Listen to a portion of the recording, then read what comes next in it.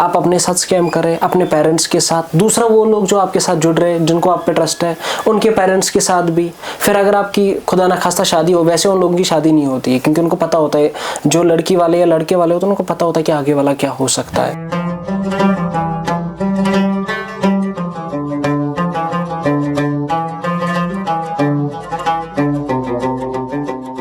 नाज़रीन, कश्मीर लाइफ में आपका खैर मकदम है। हम एक ऐसे एरा में जी रहे हैं, हम एक ऐसे वक्त में जी रहे हैं जहाँ जो डिजिटल वर्ल्ड है, जो ऑनलाइन मोड है, वो हमारी ज़िंदगी का पार्ट एंड पार्सल बन चुका है। जहाँ डिजिटल वर्ल्ड के ऐसे बहुत सारे फ़वाइद हैं जिनसे हमें बहुत ज़्यादा फ़ायदे होते हैं, हमारे बहुत सारे काम आसान होते हैं। वहीं अगर हम देखें तो डिजिटल वर्ल्ड में कुछ ऐसी चीज़ें भी हैं जिनसे हमारी ज़िंदगी बहुत मुतासिर होती है। जैसे आपने हाल ही में सुना होगा स्कैम्स के बारे में, फ्रॉड्स के बारे में या ऑनलाइन क्राइम्स के बारे में। आज की मुलाकात के शुमारे में हमने सोचा क्यों ना हम इन्हीं मुद्दों पे बात करें और एक ऐसे शख्स को बुलाए जिनकी एक्सपर्टीज़ है आईटी में, ऑनलाइन वर्ल्ड में और डिजिटल मीडियम में। इसीलिए आज की मुलाकात के इस शुमारे में हमारे साथ मौजूद हैं शेख आसिफ, जो कि आईटी एक्सपर्ट है। आज हम इन्हीं से बात करेंगे और इन्हीं से जानेंगे कि डिजिटल वर्ल्ड में जब हम ऑनलाइन होते हैं, लोगों से बात करते हैं, लिंक्स पे क्लिक करते हैं, हम कैसे सेफ़ रह सकते हैं और अच्छे से अपना जो टाइम है ऑनलाइन वो कैसे गुजार सकते हैं। आसिफ, आपका बहुत खैर मकदम है। आपका बहुत शुक्रिया मुझे अपने यहाँ पे बुलाने के लिए। आप एक आईटी एक्सपर्ट है, जैसे मैंने कहा। हमारे नाज़रीन से अपना थोड़ा सा तारुफ करा दें, आप क्या क्या काम करते हैं? आईटी कंपनी है मेरी जिसका मैं फाउंडर हूँ, यूके बेस्ड है और इंडिया में भी हमारा अभी रजिस्ट्रेशन हुआ है 20 में। 16 में तो मेरी कंपनी स्टार्ट हुई थी। तो हमारी जो सर्विसेज है वो वही है, आईटी के रिलेटेड ही हमारा मैक्सिमम ब्रांडिंग के रिलेटेड होता है और वेबसाइट डिज़ाइनिंग डेवलपमेंट में, जहाँ पे हमारा जैसे आपने साइबर सिक्योरिटी बात की तो वो तो हमारे लिए बहुत ज़्यादा इंपॉर्टेंट रोल रखता है क्योंकि सिक्योरिटी सबसे पहले आती है हमारे यहाँ पे। तो हमारा काम ही यही है जो लोगों के साथ आजकल हो रहा है। तो हमारा जो सिक्योरिटीज़ वगैरह वो हमारा काम है, किस तरीके से हम सेफ़ रखें लोगों को वो भी हमारा ही काम है। तो हमारी सर्विसेज में ये सब चीज़ें आती है। आसिफ, मुझे आप ये बताइए कि अभी जब हम डिजिटल वर्ल्ड की बात करते हैं, हम देखते हैं आए दिन रिपोर्ट्स आती है कि ऑनलाइन क्राइम्स में इजाफा हो रहा है, बहुत किस्म के ऑनलाइन क्राइम्स हैं। तो क्या क्या ऑनलाइन क्राइम्स हैं, हमारे नाज़रीन को बताएं। ऑनलाइन क्राइम्स में तो मतलब वो तो अनलिमिटेड है। आपको वो आप बोल सकते हैं ना कि आप बात करेंगे तो वो भी एक क्रिमिनल ही है, क्राइम ही है मेरे हिसाब से आईटी में। अब बहुत सारे ऐसे हैं, जैसे कश्मीर में अभी हम देखेंगे तो यहाँ पे अभी जॉब स्कैम सबसे ज़्यादा चल रहा है। बिज़नेस का जो कहा जाता है वो एक और स्कैम है, बिज़नेस स्कैम, मैट्रिमोनल स्कैम है। या हमने देखा यहाँ पे कि डुप्लीकेट अकाउंट्स बनाते हैं मैक्सिमम। मैंने पहले जर्नलिस्ट्स के होते थे, अब मैंने कल ही इस पे बात हुई थी हमारी, तो ब्रांड्स के भी जो हमारे यहाँ के लोकल जो दुकानें हैं उनकी भी डुप्लीकेट्स बना के लोगों को ठगा जाता है आराम से कि आप पेमेंट करें। जैसे वो कोई प्रोडक्ट बेच रहे तो वो सस्ते में वहाँ पे बेच रहे। तो ये सब स्कैम्स होते जा रहे हैं। और इसके साथ साथ अगर आप देखेंगे कि हमारे हाथ में जब फ़ोन आता है ना, तो इसमें आप SMS देखेंगे वो भी एक स्कैम हो सकता है, आप ईमेल चेक करेंगे वो भी स्कैम हो सकता है, आपके इनबॉक्स में मैसेज आती है वो भी एक स्कैम हो सकता है। तो मतलब एक आप ऐसा मान लीजिए कि जहाँ पे इंटरनेट हमने ऑन किया वहाँ पे हमारा फ्रॉडेस्ट कुछ भी हो सकता है। अब स्कैम हो सकता है, वो किसी के भी रिलेटेड हो सकता है। तो मतलब काउंट नहीं किया जाता है कि कितने ऐसे साइबर में जितने भी ये क्राइम्स होते हैं वो कितने हैं, अनगिनत हो सकते हैं वो। कश्मीर एक नाम, एक एहसास, जिसकी पहचान दिखती है पश्मीना के धागों की बारीकी में, मेहमान नवाजी के जायके में, मौसीकी की कशिश में और हर घर की हर दीवार में, जो बने हैं खैबर सीमेंट से और कश्मीर के हर जर्रे की तरह दिल से। खैबर सीमेंट, दिल से बनाओ।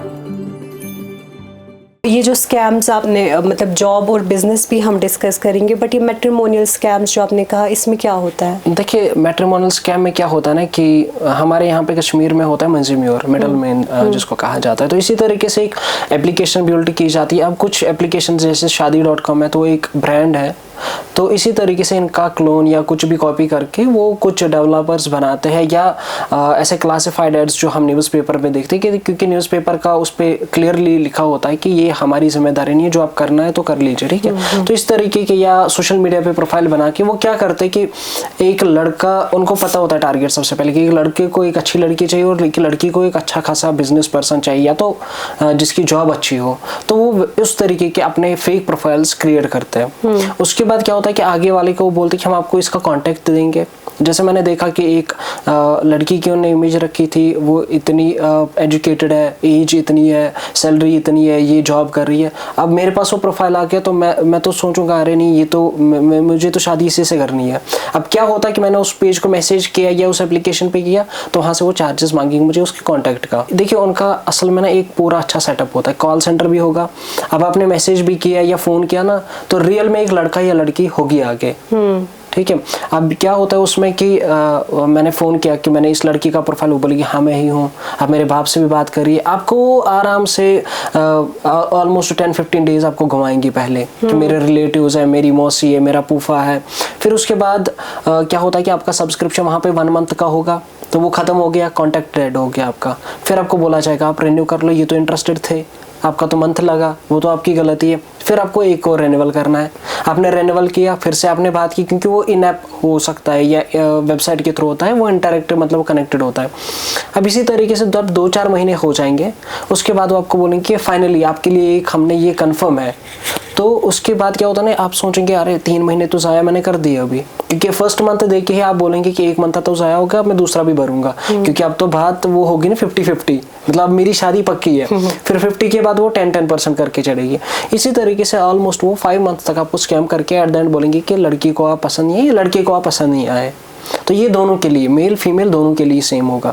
मतलब सीधे के सीधे आपको लड़का रिजेक्ट कर देगा कि नहीं मुझे शादी नहीं करनी है, या लड़की लड़के को सीधे रिजेक्ट करेगी। तो उसमें क्या देखा जाएगा कि मतलब उसमें वो रिजेक्शन के रीजंस लाएंगे कि आपका बिहेवियर अच्छा नहीं था या आपके पेरेंट्स का बिहेवियर अच्छा नहीं था। तो यहाँ पे आपका मैट्रिमोनियल स्कैम आराम से हो गया है। एट द एंड अब जब देखेंगे मे बी वो एप्लीकेशन चले 1-1.5 साल या 6-7 महीने, उतना ही चलता है, वो ज़्यादा नहीं चलते। तो उसके बाद ऑटोमेटिक वो बंद हो जाएगा और आप उसके लिए कोई अब आप सोचेंगे कि मैं केस करूंगी, लेकिन तब तक बहुत टाइम हुआ होता है और आपकी भी गलती होती है कि आपने वो पहले वेरीफाई नहीं किया होता। लोगों को सबसे पहले देखना चाहिए कि जहाँ पे मैं सब्सक्रिप्शन ले रहा हूँ या जिनको मैं मिडल मैन या जो भी है उसको पहले वेरीफाई करें, फिजिकली उनसे मिले। क्योंकि अगर आपकी शादी हो रही है, देखिए एक एक्सपेक्टेड जो होता है ना कि मुझे कश्मीर में शादी करनी है, आप कश्मीर में करें। अगर आप लगता है विलिंग है कि मैं दिल्ली जा सकता हूँ या बेंगलोर मिलने जा सकता हूँ फिजिकली, जो भी चाहे लड़का लड़की हो, तो आप उन चीज़ों पे उस टाइम पे वो करें कि हाँ हम मिलेंगे फिजिकली। ऐसा ना सोचें कि डिजिटली हम सारा काम करेंगे फिर एट द एंड हमारी शादी होगी। तो वैसे ही वो मेरे हिसाब से वो बड़ा स्कैम आप खुद के साथ खुद ही कर रहे हैं। अभी आपने कहा कि आप मतलब it's on rise in Kashmir, तो आपके पास आते हैं ऐसे केसेस? यहाँ पे देखिए रिसेंटली मैंने 2-4 अकाउंट्स देखे थे जो हमने खुद ही ब्लॉक करवाए भी है। वो मैंने ही मेल करा था उनको, क्योंकि मैंने जब मैं स्क्रॉल कर रहा था रील्स वगैरह तो उनके मुझे एड्स मिले थे। तो फिर मैंने उनसे जब बात की, मैंने 2-4 बातें उनको भी अपनी बोली, तो उसके बाद मुझे लगा कि ये स्कैम तो थे। तो वो देखिए सीधी सी बात है, यहाँ कश्मीर में आके कश्मीरी भी नहीं हो सकता और बाहर का कोई यहाँ पे आ भी नहीं सकता। दैट मीन्स कि दोनों ही इसमें कनेक्टेड होते। एक कश्मीरी भी हो सकता है, अगर 4 बाहर के, एक कश्मीरी भी उसमें शामिल होता है कि ताकि उसको पता है ना, देखिए मुझे पता है कि मेरे घर में क्या हो रहा है। अभी कोई चोर आ जाएगा, उसको कैसे पता है कि किस तिजोरी में कौन सा चीज़ पड़ी हुई है, किस में कैश पड़ा हुआ है, किस में गोल्ड पड़ा हुआ है। तो दैट मीन्स कि हमारे घर का कोई ना कोई उनके साथ होता है कि जिसको पता होता है कि किस चीज़ को या किन लोगों को हमें टारगेट करना है या किस एरिया को हमें टारगेट करना है। तो उसके बाद हमने वो ब्लॉग भी कराए थे 3-4 पेज से ऑलमोस्ट। तो ऐसे तो केसेस मेरे पास डायरेक्टली नहीं आए, लेकिन इनडायरेक्टली मैंने उनको देखा हुआ है। वो जो आपने पहले बोला कि यहाँ पे बिजनेस स्कैम और जॉब स्कैम ज़्यादा होते हैं, उस बारे में बताएं। क्योंकि जब हमारे यहाँ लोकल का कोई यूथ आगे आ जाता है और बोलता है कि मैं कोई भी बिजनेस करे और एंटरप्रेन्योर लिखे भी, मुझे उससे कोई देखिए मेरी बात है ना, कभी कभी लोगों को कड़वी लगती है, क्योंकि मैं सीधे अपने लाइव पे बोलता हूँ कि आप लोग नहीं एंटरप्रेन्योर, क्योंकि मुझे पता है कि कौन सी चीज़ें आती है इसमें, कौन सी नहीं आएंगी।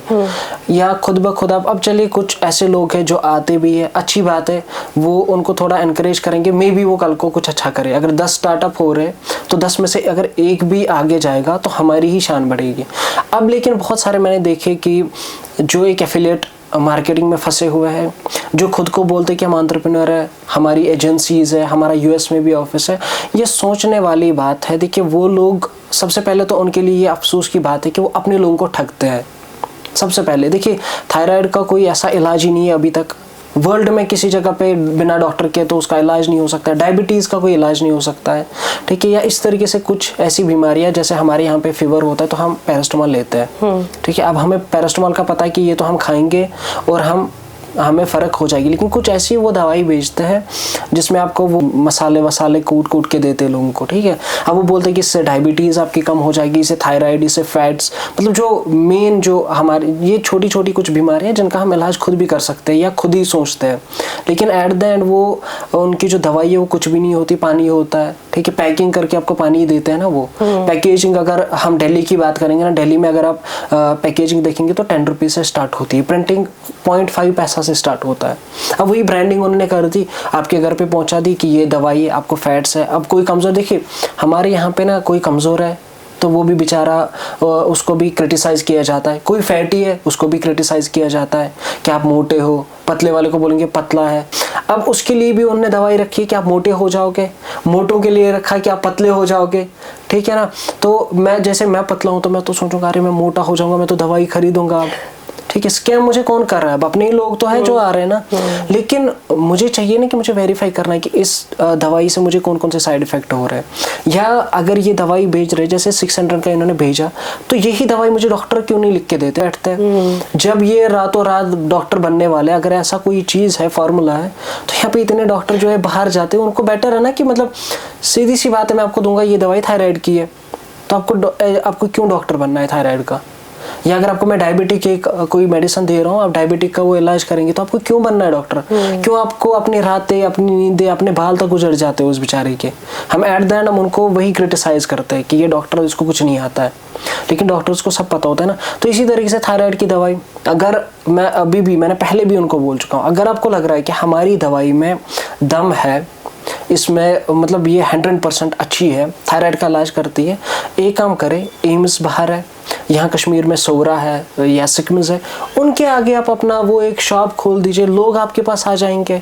डॉक्टर्स को एडवाइस कीजिए कि ये दवाई लिख के दीजिए। हमारा देखिए डॉक्टर की वजह से इनका बिजनेस कितना अच्छा चलेगा। मुझे डॉक्टर लिख के देगा ना, आप मिट्टी लाओ, वो खाओ, आप ठीक हो जाओगे, लिटरली मैं लेके आ जाऊँगा क्योंकि डॉक्टर है। तो ये डॉक्टर्स के साथ कंसल्ट क्यों नहीं करते? तो वहाँ पे तो इंसान को समझ में आना चाहिए ना कि ये कुछ जोल है। मेरे फूफा जी है जिनको डायबिटिक है, ठीक है, डायबिटिक पेशेंट है वो, उनको दिया था वो करेले का जूस लिख के, ठीक है।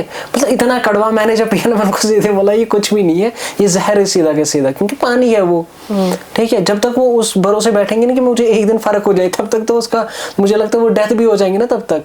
तो ये एक बिजनेस स्कैम है। जो बोलते खुद को हम एंटरप्रेन्योर है, या कुछ ऐसे है जो वो सर्वे कराते हैं कि हमारा फॉर्म है, फिलअप कर दो, ठीक है ना। हम आपके उसमें से, मैंने देखा मैक्सिमम फीमेल्स है।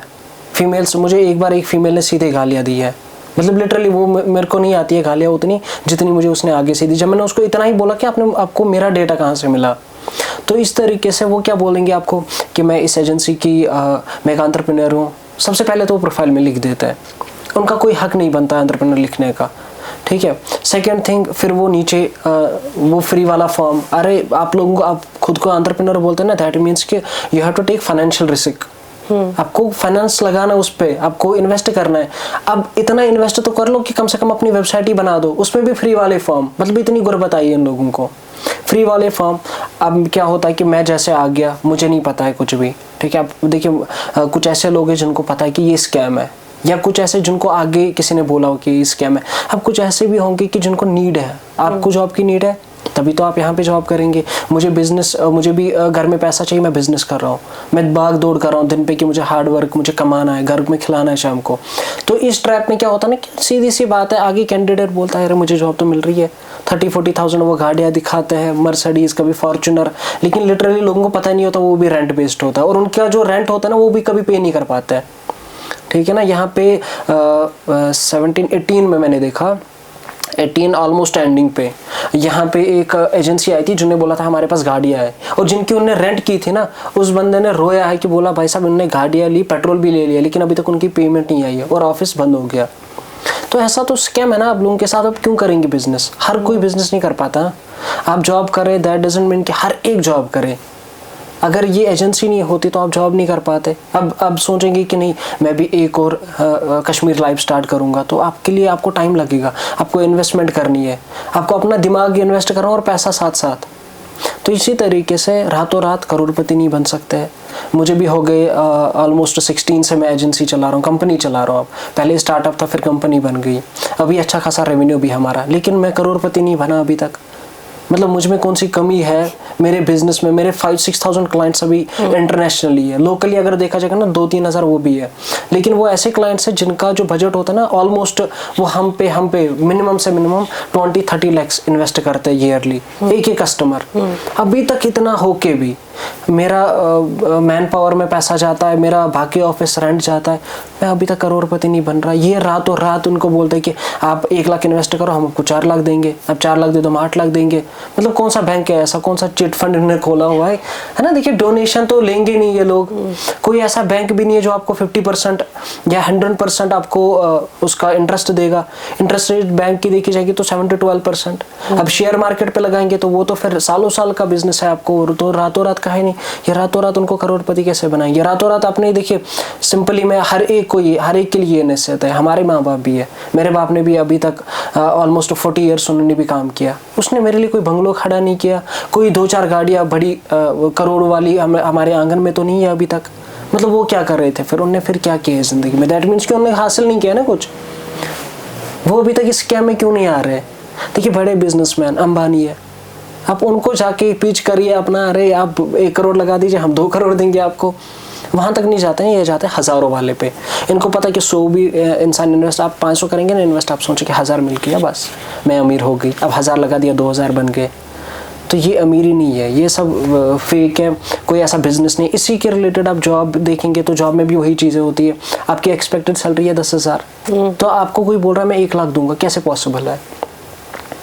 आप में कौन सा ऐसा रातों रात टैलेंट आ गया? हम रातों रात करोड़पति नहीं बन सकते हैं, हार्ड वर्क करना है। लोगों ने कमेंट्स उस पर भी डाल दिए कि स्मार्ट वर्क है। स्मार्ट वर्क कैसे करेंगे आप? ये सोचने वाली बात है ना। स्मार्ट वर्क तभी होगा ना जब आपने हार्ड वर्क किया होगा। जैसे मान लीजिए मुझे लाल चौक आना है, मुझे बटमालू से मुझे पता है कि जहांगीर चौक में ट्रैफिक होगा, तो एक बार मैं ट्रैफिक जाम में फंस गया, दैट मीन्स कि वो मेरा हार्ड वर्क था। सेकंड टाइम मुझे पता है मुझे फ्लाईओवर से चढ़ना ही, अब फिर मुझे आगे से शॉर्टकट दिखने। जब तक मुझे 2-4 दिनों में पता नहीं चलेगा ना कौन सी गली यहाँ तक जाएगी, मुझे ईजीएस्ट वे कौन सा होगा, तब तक मुझे हार्ड वर्क करना है। हाँ, जिस दिन मुझे पता चला कि ये शॉर्टकट था तो मैं उसी रास्ते से तो आ जाऊँगा नेक्स्ट टाइम पे, लेकिन पहले तो वो हार्ड वर्क किया हुआ है ना मैंने। तो ये सोचते कि हमें डायरेक्ट वो मेहनत कुछ भी ना हो, ठीक है, हमें वो 10 मंजिला इमारत पे चढ़ना है, पहले वाले पे कदम रख दिया और दूसरे पे ऑटोमेटिक वो टांग जानी चाहिए। वैसा नहीं है, ये स्टेप बाय स्टेप, कोई लिफ्ट नहीं होता है बिजनेस में। कोई आपको कोई भी ऐसी सीढ़ी नहीं है कि जो आपको एक जगह पे आप खड़े होंगे और आपको आगे ले जाएगा। या जॉब में भी ऐसा कुछ भी नहीं है। आपको जॉब करनी है, आप करिए, ईयरली आपका इंक्रीमेंट हो जाएगा। 10-12% ही इंक्रीमेंट होता है, क्योंकि जो देने वाला होता है ना, जिसकी सैलरी जिसकी जेब से निकलती है, उसको पता होता है कि मेरा बिजनेस कितना चलेगा। तो इसी तरीके से इन सब स्कैम्स में ना फंसे। जब हम बात करते हैं साइबर सिक्योरिटी की, तो ऐसे क्या क्या मेजर्स होते हैं जो हमें ध्यान में रखने चाहिए when we log into our profiles, और हम सोशल मीडिया यूज़ करते हैं या जॉब ऑफरिंग वेबसाइट्स यूज़ करते हैं जहाँ पे ये स्कैमर्स ज़्यादा एक्टिव होते हैं, तो वहाँ पे हमें कैसे we can keep ourselves safe? देखिए जॉब वेबसाइट जहाँ पे भी आप देखेंगे ना, तो सबसे पहले वही ऑथेंटिसिटी। अगर आपके पास आपने पुरानी देखी हुई है 2-4 साल पहले और आज भी चल रही है, दैट मीन्स कि ऑथेंटिक हो सकती है। उनका डेटा चेक करिए, गूगल पे जाइए, उनको सर्च कीजिए, उनकी रजिस्ट्रेशन देखिए, कब की है, कितना इन्होंने इन्वेस्ट, सारा आ जाता है आपको। मतलब हर एक चीज़, जब आपको बाकी चीज़ें मिल रही है ना, कंपनीज का इन्फॉर्मेशन रहता है वहाँ पे। Naukri.com है, इंडीड है, ये प्लेटफॉर्म्स ऐसे है कि जहाँ पे आपको जॉब मिलनी ही मिलनी है, और वहाँ पे स्कैमर भी नहीं होंगे तो वहाँ पे टीम है जो उनको रिमूव कर देती है। सबसे पहले तो ऑथेंटिक वेबसाइट देखेंगे। अभी देखिए फेसबुक एक सोशल मीडिया जो हम यूज़ करते हैं सोशल, हमें कोई अपना फीडबैक देता है, कोई अपनी लाइफ को शेयर कर देता है, कोई कुछ, ठीक है, या कोई हम बिजनेस ही करेंगे, हम बिजनेसमैन तो बिजनेस करेगा, जॉब वाला तो कुछ भी डाल देता है कि आज मैं थक गया ऑफिस पे, ठीक है। तो फेसबुक की जगह पे मैं आपको कोई और एप्लीकेशन दे रहा हूँ चलाने के लिए। जब आपको पता है ये ऑथेंटिक नहीं है तो क्यों चलाना है। हमारे यहाँ पे ना 2018 में एक स्कैम हुआ था, उस टाइम पे अकाउंट्स हैक हुए थे, बंद हुए थे। हैक नहीं होता है, ये एक मिथ है कश्मीर में कि हम हैकर हैं या हम किसी हैकर को जानते हैं, हमारा अकाउंट हैक हुआ। ज़रूरत नहीं है हैकर को। इस पर मैं थोड़ी सी बात लोगों को फिर से बोलना चाहता हूँ, पहले भी बोल चुका हूँ। देखिए, एक चोर है जो एक प्रोफेशनल है, जिसने 2-4 साल काम किया कि मुझे चोरी सीखनी है। एट द एंड वो एक जाएगा एक घर के पास जिसको पता है, मतलब सिंपल सा एक उनका बेचारों का वो सीधे ना वो टेंट जैसा होगा। आपको लगता है कि वो 4 साल का एक्सपीरियंस वो टेंट वाले पे वो निकालेगा कि मुझे यहाँ से पैसा निकलवाना है। जब उस बंदे के पास अपना घर नहीं है तो उस टेंट का क्या करेगा? वो चोरी तो वहाँ पे नहीं करेगा ना वो। सेकंड थिंग, उसको पता ये वह रहते ही इस जगह पे कि जहाँ पे लोग मुझे आसपास आराम से घिर सकते हैं। तो चोर अच्छी जगह पे चोरी करेगा। वो 2 ही चीज़ें सोचेगा, एक मैं चोरी करूँगा और भाग जाऊँगा, या तो चोरी करके फंस जाऊँगा। अब वो झोंपड़ी में जाएगा बेचारा, फिर चोरी करेगा, फिर फंसा जाता है, उसके लिए तो बेइज्जती है वो। इसी तरीके से हैकर्स अपने कम से कम 2-4 साल वो हमसे बहुत ज़्यादा इंटेलिजेंट होता है। मतलब जो नॉर्मली अगर हम ब्रेन यूज़ करते होंगे ना 1%, वो 50% यूज़ करता है। अब जिसने इतने साल का किया होगा, आपको लगता है कि वो 10,000 फॉलोवर वाले को हैक करेगा, 1 लाख वाले को फॉलोवर को हैक करेगा? मुझे हैक करके उसको क्या मिलेगा? कौन सा डेटा मिल रहा है? सोच, वो ढाका डालेगा ना अच्छी जगह पे, उसको गवर्नमेंट से कुछ निकलेगा तो गवर्नमेंट की वेबसाइट पे हैकिंग का जो अपना स्किल्स है वो वहाँ पे यूज़ करेगा ना, ट्रिक करेगा उनको, निकलेगा कुछ जेके बैंक से निकलेगा, SBI से निकलेगा। अब मैं सोचूंगा मैंने तो कंपनी खोली है, मेरे 400 फॉलोवर है, मुझे हैक करके उसको क्या मिल रहा है? ये ना सोचे कि मुझे हैक हो रहा है। हाँ, आप लालच में फंस जाते हैं। मेरे पास मैसेजेस पड़ी हुई है जिन्होंने मुझे मैसेज किया हुआ कि will run ads on your Facebook page, will pay you $7,000। तो यहाँ पे मेरे को समझ में आना चाहिए कि 1 रन ऐड करने का हमारी एजेंसी सबसे ज़्यादा महंगा लेती है। हम लेते हैं $1,000 सेटअप करने के, चलो 2,000 भी ले लिए। अब मुझे कोई बोल रहा है कि मैं ऐड भी दूंगा रन करने के लिए, आप सेटअप वेटअप मैं खुद ही कर लूँगा, आप खाली रन ऐड कर लो, कुछ भी हो, $7,000 पे मैं कुछ भी करूँगा। $7,000 मतलब वो हो गए ऑलमोस्ट, अगर हम इंडियन करेंसी में भी देखेंगे ना तो वो अराउंड 5-6 लाख रुपये हो गए। और 6 लाख का वो मुझे बोल रहे कि आप 5 दिन ऐड चला लो, तो ऐसा तो स्कैम ही हो सकता है ना। $2,000 ये बोलने की बात होती है कि मेरे पास 1.5 लाख रुपए आएगा ना, मैं 1 महीने तक उसको ऐड दूंगा, मैं यही से फेसबुक ही उसके हाथ में दूंगा कि ये लो चला लो आप। तो इसी तरीके से ये सब स्कैम है। एट द एंड यही है कि हम खुद को कैसे सिक्योर करेंगे। देखिए, सबसे पहले SMS आ जाए आपके पास, वहाँ पे आप देखते हैं ना, जैसे हमारा बैंक का SMS आ जाता है ना, AD करके होता है, फिर हाइफन डाल के JK बैंक, HDFC, ICICI ऐसा होता है। तो वो ट्राई ने अप्रूव किया होता है, वो जो नेम होता है ना वो अप्रूव किया होता है वहाँ पे, ठीक है। ट्राई के द्वारा जितने भी वेरीफाइड है वो आपको सबसे पहले तो वही दिखेगा, JK बैंक, वो पूरा देखना है, ठीक है। अगर कोई लिखता भी है ना बैंक वगैरह तो वो अप्रूव नहीं होता है, वो तो कंफर्म है। वो हो गया था स्ट्रिक्ट अराउंड 2017-18 में वो अप्लाई हुआ था, तो उसके बाद वो सब, वरना फेक बनाते थे पहले। एक तो वो, दूसरा उसमें कोई लिंक आ रहा है, चाहे वो बैंक आपको भेज रहा है, चाहे आपको कोई फ्रेंड भेज रहा है, कोई भी हो, चाहे आपको वो करीबी हो। मेरे हिसाब से अगर बेटा बाप को लिंक भेजेगा ना, उसको भी लिंक नहीं, उस पर क्लिक नहीं करना चाहिए, क्योंकि उसको खुद नहीं पता होता कि मैं क्या यहाँ पे कर रहा हूँ। अमेज़ॉन के क्लोन्स बने हुए हैं, ठीक है। लालच, मतलब लालच बुरी भला है ना, तो ये है ही है। अब ये बहुत बड़ी भला होगी IT में।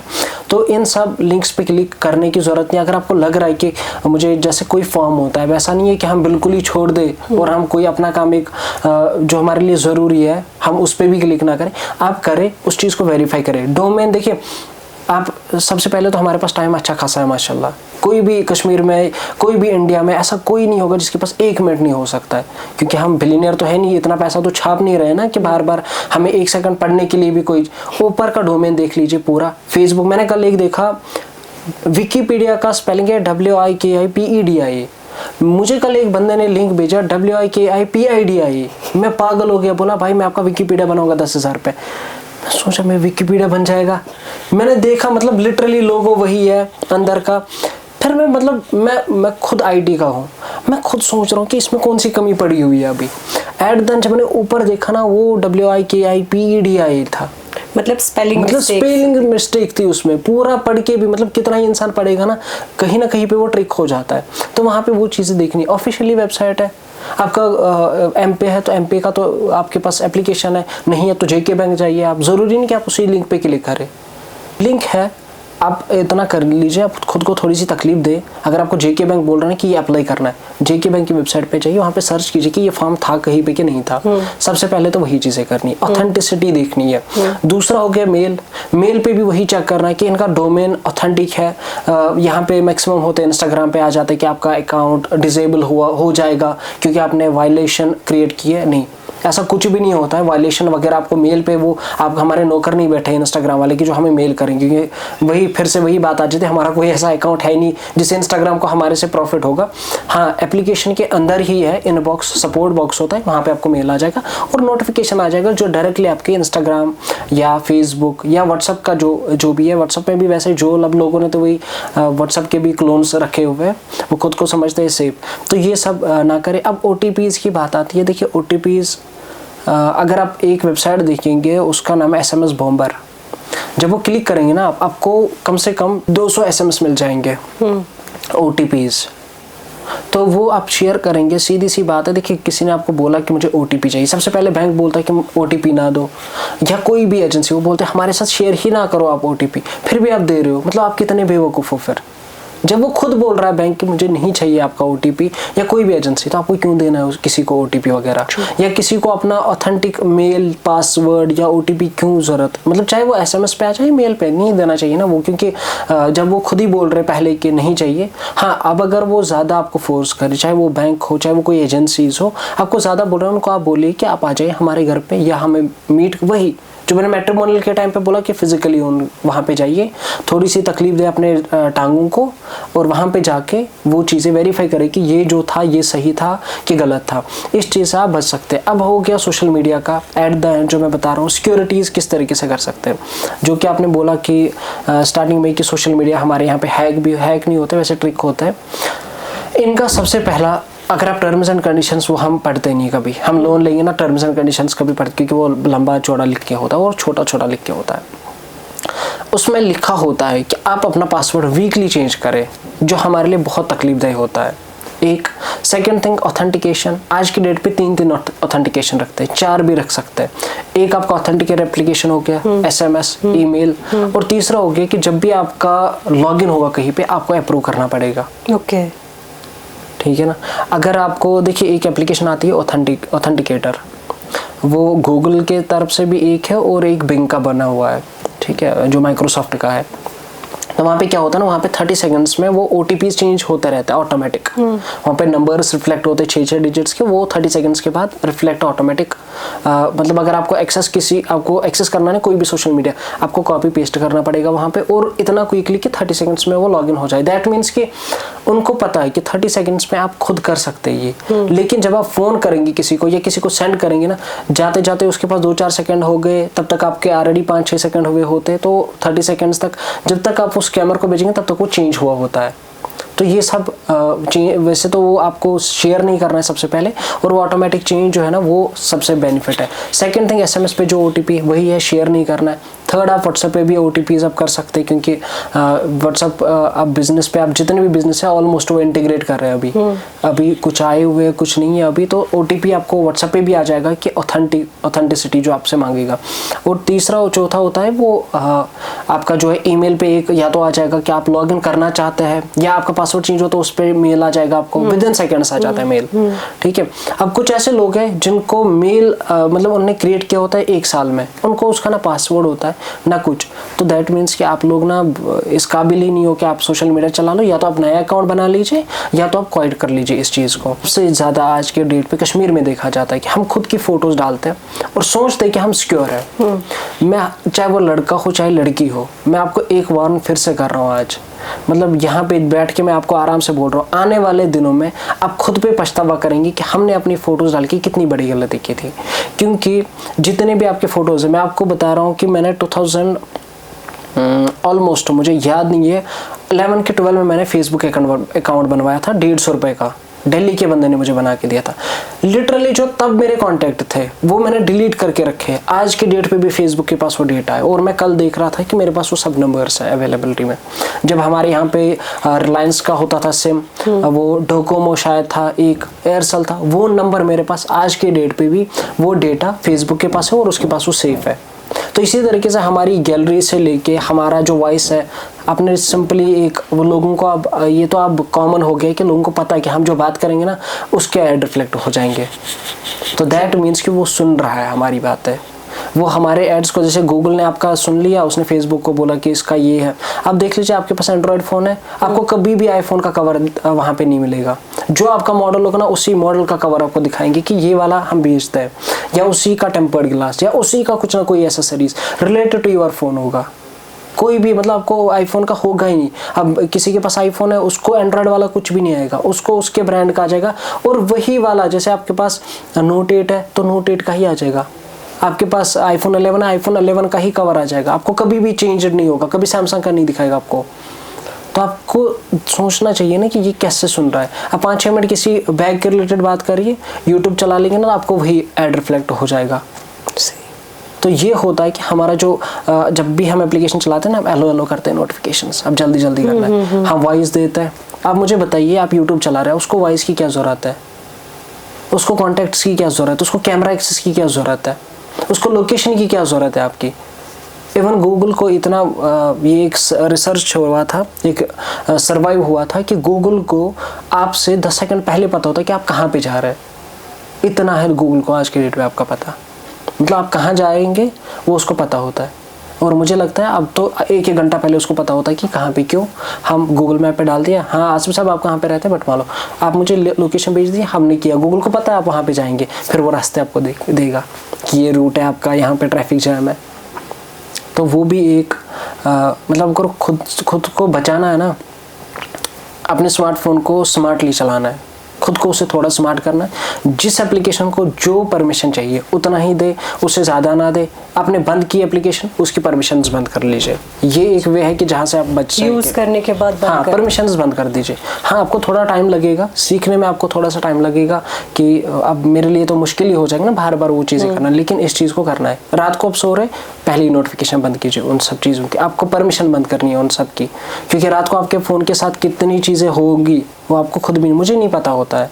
ठीक है, इसी तरीके से आपके पासवर्ड है, चेंज करें वीकली, चलिए वीकली नहीं 15 दिन के बाद, लेकिन वो कॉम्बिनेशन होना चाहिए अल्फ़ाबेटिक, न्यूमेरिक और सिंबल्स, और उसमें भी अपर केस लोअर केस दोनों होने चाहिए। मिनिमम 12 डिजिट्स का पासवर्ड, ऐसा नहीं पासवर्ड @123 पापा @love, तो ऐसा कुछ भी नहीं है। मैंने बहुत सारे देखे जिनके ना ऐसे होते हैं अजहर @love, पासवर्ड @123, पर उनको लगता है हैकर्स को हम स्कैम करेंगे। अरे भाई साहब, उसने पढ़ा हुआ है, वो 1 लाख पासवर्ड्स को विदिन सेकेंड्स आपके जनरेट करके देगा। उसको सिर्फ एक क्लू होना चाहिए कि इसके इतने पासवर्ड होंगे ना, वो उस पे इतने मतलब एक टाइम पे वो इतने लूप्स बना सकते हैं ना पासवर्ड्स के, कि जितने टाइम पे आप सोचेंगे ना, मैं अभी बात कर रहा था ना, वो 30 सेकंड्स में काउंट होते हैं। वो 30 सेकंड्स में कम से कम 2-2.5 लाख के वो नंबर उस पर डलवा सकता है। इतना सारा, इतना उनके पास प्रोसेस होता है ना, लूप्स होते हैं ना, बॉट्स यूज़ करते हैं वो, टक टक टक। आप कितना लिखेंगे, आपको लिखते आपको 30 सेकंड्स का वहाँ पे टाइम है, दैट मीन्स कि आपको 30 सेकंड्स लग सकता है। लेकिन एक बॉट को कितना टाइम लगेगा, वो मिली सेकंड्स पे काम करेगा आपके अकाउंट्स पे, और कभी बंद भी नहीं, आपका आराम से हैक हो जाएगा। इसीलिए बेस्ट है कि ये सब चीज़ें जो है, आपका जो पर्सनल है वो पर्सनल रखे। अगर आपका प्राइवेट अकाउंट है, प्राइवेट रख लीजिए, लोगों को दिखाने की ज़रूरत नहीं है कि हाँ अरे मैं तो आपको जानता नहीं हूँ, जानती नहीं हूँ। ठीक है, ऐसा वो नाटक ना करे फिर बाद में, या कोई ऐसे स्कैम हो रहा है आपके साथ, फिर आप रोएंगे मीडिया पे। सबसे पहले यही चीज़ है कि रोने से पहले आप खुद को सिक्योर करें। खुद ऐसा समझ लीजिए कि ये मेरा एक घर है, ये कमरा है, इसको मुझे इसकी जो खिड़कियाँ वो भी बंद करनी है, डोर बंद करना है, और खाली वो कुंडी नहीं लगानी, उस पर ताला लगा के फिर देखना भी, खींचना है। जैसे शाम को दुकानदार जाते हैं ना घर के, फिर खींचते कि ये ताला कहीं मुझे ओपन तो नहीं रहा, तो वो देख रहा है, तब जाके आप जाएंगे तो आप इन सब क्राइम से, इन सब स्कैम से बच सकते हैं। आसिफ, आपने कई ऐसी बातें बोली, कई ऐसे हक़ाइक़ सामने रखे जिससे बहुत आई एम श्योर कि बहुत सारे लोग, मतलब मैं भी, मुझे ऐसी कई बातें नहीं मालूम थी जो कि आज आपने हमें बताई।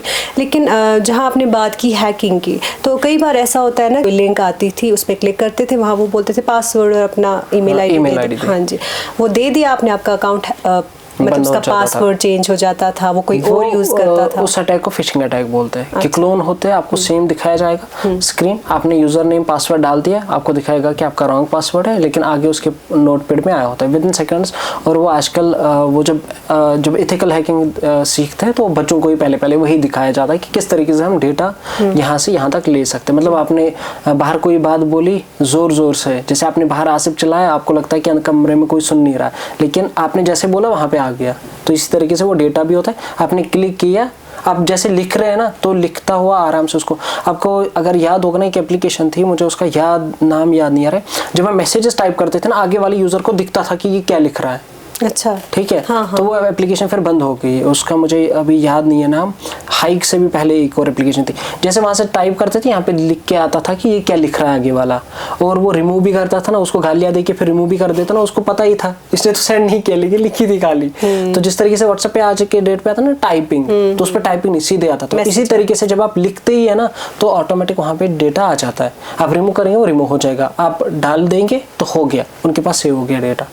तो इसी तरीके से वो सब चीज़ें नहीं करनी होती, क्योंकि ये सेफ नहीं। कभी ऐसा होता है ना, मतलब जैसे फॉर एग्जांपल हमने इंस्टाग्राम पे कोई डीपी रखी या फेसबुक पे कोई डीपी रखी, फिर हम देखते हैं कुछ अरसे बाद वो कुछ अलग वेबसाइट से गूगल पे आ गई होती है, फिर बहुत कोशिश करते हैं रिमूव हो जाए, वैसा होता नहीं, वो क्यों होता है? नहीं, देखिए, जो फेसबुक पे या कहीं पे भी आप डालेंगे अपनी प्रोफाइल पिक्चर्स, वो असल में देखिए, सबसे पहले तो एंड टू एंड एनक्रिप्ट है नहीं, वो डेटा जितना भी ना वो गूगल पे ही आ जाएगा, क्योंकि उनका सर्च कंसोल के साथ होता है अपनी वेबसाइट। एट देन उनका टारगेट ये है कि हमारी वेबसाइट जो है टॉप रैंकिंग पे आ जाए, तो उस वजह से आ जाती है, और वो रिमूव करने के लिए आपके पास कोई एक्सेस नहीं होता। हाँ, अगर आपके फोटोज मतलब किसी के ऐसे जैसे हमने बाहर देखे कि लीक होते फोटोज, किसी की पर्सनल फोटोज होती है या कुछ भी होता है, उनके लिए एक वेबसाइट है जहाँ पे आप रिक्वेस्ट डाल सकते हैं कि रिमूव करने के लिए। वहाँ पे आपको आइडेंटिटी वगैरह देनी पड़ती है, तो वो रिमूव हो जाता है। लेकिन जो डीपीज वगैरह ये तो आप खुद से रख रहे हैं, दैट मीन्स कि ये कभी रिमूव नहीं हो सकती वहाँ मतलब हम अथॉरिटी दे रहे हैं। हाँ, आप जब अपलोड कर रहे हैं, दैट मीन्स कि आप उनको एक्सेस दे रहे हैं कि देखिए, जब आप फर्स्ट टाइम पे यूज़ करेंगे कोई एप्लीकेशन, फिर वो मांगेगा आपको फोटोज एक्सेस, आप करते हैं एलो, आप सोचते कुछ नहीं होगा, लेकिन एलो दैट मीन्स कि आप वो गैलरी आपके बिना भी ओपन कर सकते हैं, कर सकते हैं कभी भी। इसका मतलब ये होता है ना कि वहाँ पे होता है ना कि आप मैप की परमिशन, वो जरूरी नहीं है आप मैप ओपन करेंगे तब, ना ऐसा कुछ नहीं है। वो उसको एक्सेस आपने बोला कि हाँ आप चला सकते हो, आप कभी भी। हमें स्मार्टफोन को स्मार्टली यूज़ करना है। एग्जैक्टली। और सोशल मीडिया को स्मार्टली यूज़ करना है, और आपने तरीके भी बताए, आपने किस किस्म के स्कैम्स होते हैं वो भी बताया। आज आपने हमें अपना बहुत वक्त दिया, thank you so much for that. I am sure कि आज के इस कन्वर्सेशन की वजह से बहुत सारे लोगों का फ़ायदा होगा, और हो जाए इंशाल्लाह। Thank you so much Asif. नाज़रीन, कश्मीर लाइव के आज के शुमारे में इतना ही। आप बने रहे कश्मीर लाइव के साथ।